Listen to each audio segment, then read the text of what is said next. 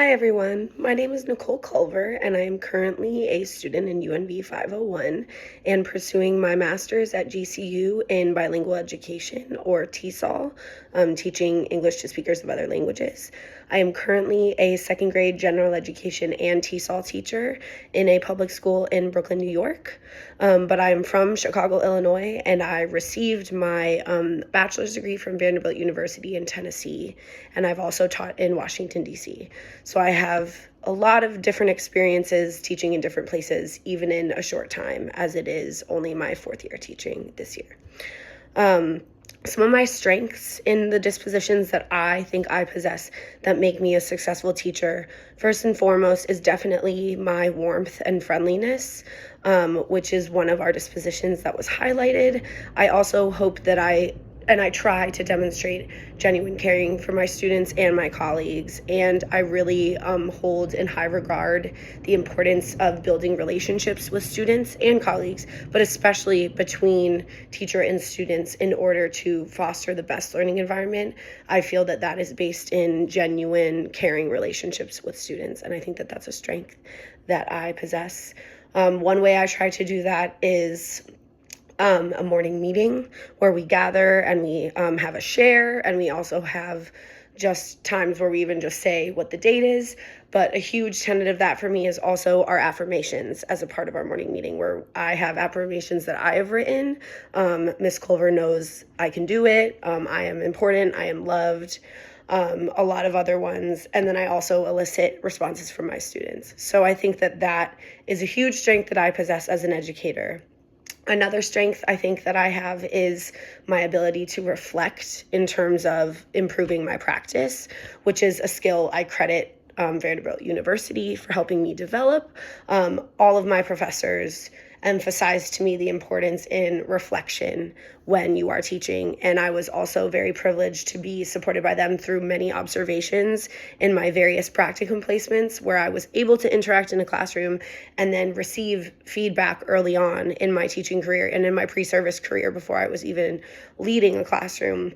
So I found that really important, and I really tried to engage in that as well in my current practice as a full-time teacher, reflecting even after individual lessons or just in general in my practice. What am I doing that's working? What am I doing that's not working? Using data or even just qualitative observations to improve my practice.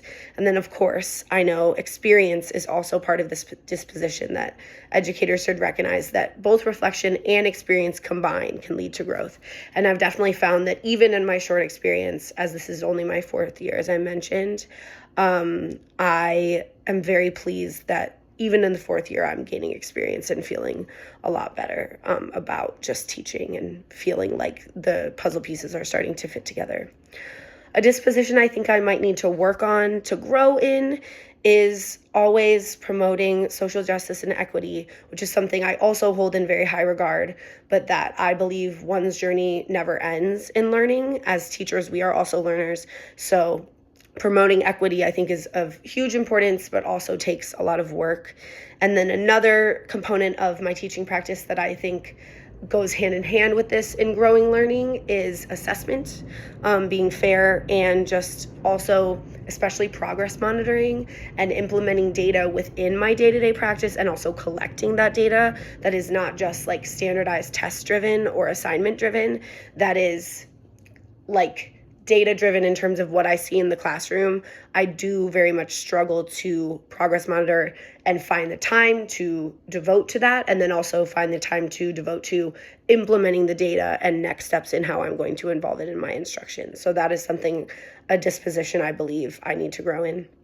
And in general, I just think a professional educator, as I strive to be, is guided first and foremost by their desire to learn, and that is in the classroom and outside the classroom, as well as exercising sound judgment and leading with integrity and ethics in all of their words and actions.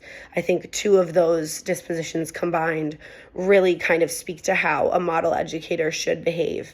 Although, of course, we're all human, we're not perfect. Outside the classroom, I believe that teachers also deserve grace in their mistakes, as we all do.